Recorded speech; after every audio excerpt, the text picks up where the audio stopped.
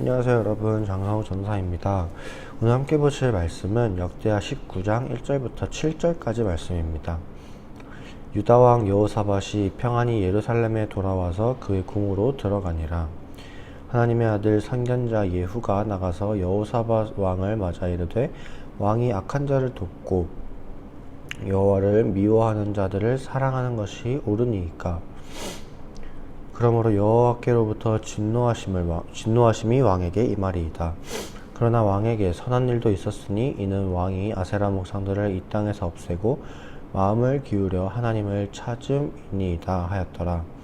여호사밧이 예루살렘에 살더니 다시 나가서 브엘세바에서부터 에브라임 산지까지 민간에 두루 다니며 그들의 조상들의 하나님 여호와께로 돌아오게 하고, 또 유다 온 나라의 견고한 성읍에 재판관을 세우되 성읍마다 있게 하고, 재판관들에게 이르되 너희가 재판하는 것이 사람을 위하여 할 것인지 여호와를 위하여 할 것인지를 잘 살피라. 너희가 재판할 때에 여호와께서 너희와 함께 하심이니라. 그런즉 너희는 여호와를 두려워하는 마음으로 삼가 행하라. 우리의 하나님 여호와께서는 불의함도 없으시고 치우침도 없으시고 뇌물을 받는 일도 없으시니라 하니라. 아멘. 오늘 말씀은 유다의 왕이었던 여호사밧의 어떤 개혁에 대한 내용을 얘기합니다. 제가 월요일에 큐티 말씀 묵상 중에 이제 역대하 17장을 하면서 여호사밧이 그의 아버지였던 아사 왕 말년부터 이어져 오던 그 우상 문화와 하나님을 떠났던 그런 당시의 사회적인 문화들을 제거했음을 다뤘습니다. 그런데 역대하 18장을 보시면요, 이 여호사밧이 북이스라엘의 왕이었던 아합 가문과 혼인하고 인척관계를 맺어요. 잠시 동맹을 맺습니다. 그런데 이 아합이라는 사람은요, 굉장히 악한 사람이었어요. 열왕기상 16장을 보시면 이 아합에 대해서 설명을 하는데, 뭐라고 설명을 하냐면, 그는 이전의 모든 사람보다 여호와 보시기에 악을 더욱 행했다라고 얘기를 합니다. 열왕기서를 보시면 이제 보통 북이스라엘의 왕들이 하나님을 떠났고 범죄한 것을 보고 여로보암의 길로 행했다라고 얘기를 해요. 북이스라엘의 초대 왕이었던 여로보암처럼 하나님을 떠났다라는 것을 말하는 것이죠.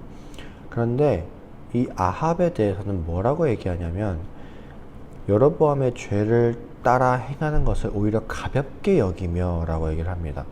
그러니까 여로보암의 악함은 가볍게 여길 만큼 더욱 심하게 우상을 숭배하고 하나님을 떠나고 범죄했다라는 말이죠.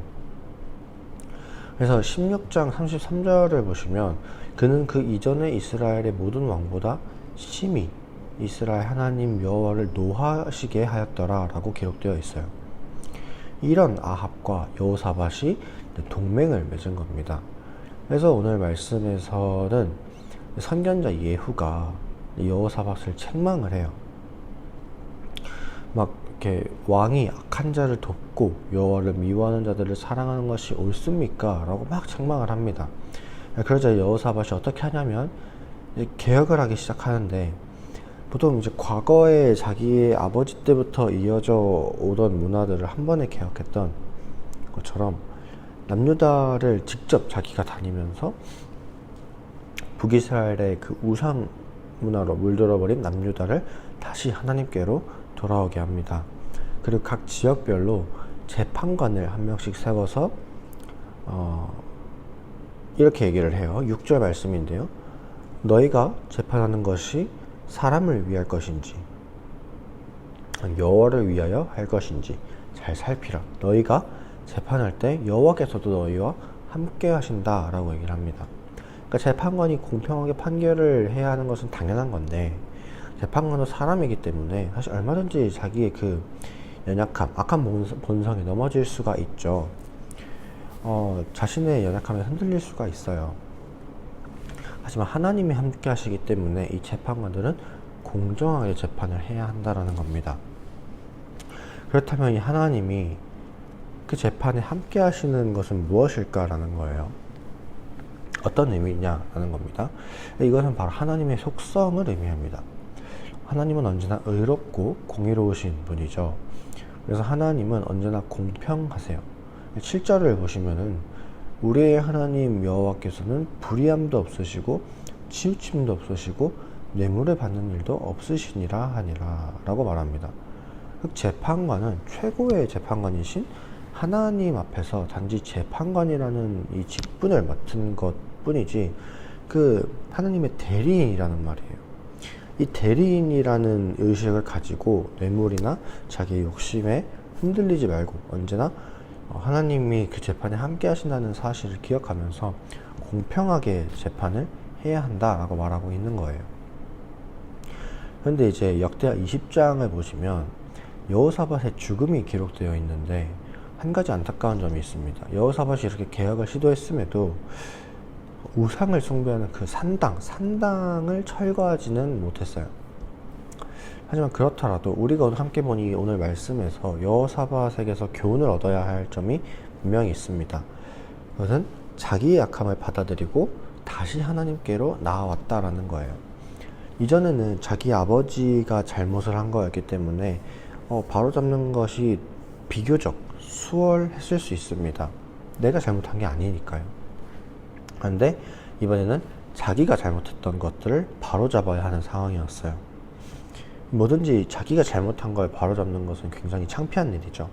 자기가 잘못한 사실 그것들을 저질러 놓은 것들을 마주하고 또 온 책임이 본인에게 있기 때문이에요. 그런데 여호사밧은 그럼에도 불구하고 하나님께 잘못한 그것을 인정하고 한 번 더 개혁을 시도하는 겁니다. 우리의 삶도 하나님 앞에서 너무나도 부끄러운 일들을 많이 하면서 살아가죠. 그런데 우리는 그것들을 다 지나간 일로 생각하고 별로 이렇게 마주하고 싶어 하지 않아요. 그래서 회개하려고 하지 않습니다. 하지만 오늘 말씀에서 여호사밧이 보여준 것처럼 내가 저지른 죄들, 하나님을 떠났던 모습들을 회개하고 다시 하나님의 말씀대로 살기 위해서 힘쓰시는 여러분이 되기를 바랍니다. 그래서 오늘 함께 기도하셨으면 좋겠는 것은 나의 악함을 마주할 용기를 허락해달라고 기도하셨으면 좋겠어요. 우리가 회개를 하고 하나님을 더 가까이 하기 위해서는 우리 악함을 잘 알아야 돼요. 그래서 이 악함으로부터 벗어나기 위해서 하나님의 도움을 구할 수 있어야 됩니다. 이게 없으면 우리는 우리가 악한지 모르고 꽤나 우리가 괜찮은 사람인 줄 알고 살아가요. 그래서 나의 악함을 마주할 용기, 이 첫 번째, 그리고 두 번째로는 나의 삶의 변화를 위해서 기도하셨으면 좋겠습니다. 작은 변화라도 좋습니다. 완벽하지 않아도 좋아요. 언제나 하나님의 말씀대로 살기 위해서 노력하면서 작은 변화라도 내 삶에 있을 수 있도록 함께 기도하셨으면 좋겠습니다. 기도하겠습니다. 사랑이 많으신 하나님 아버지, 오늘 역대하 19장의 말씀을 통하여서 이 여호사밧의 개혁을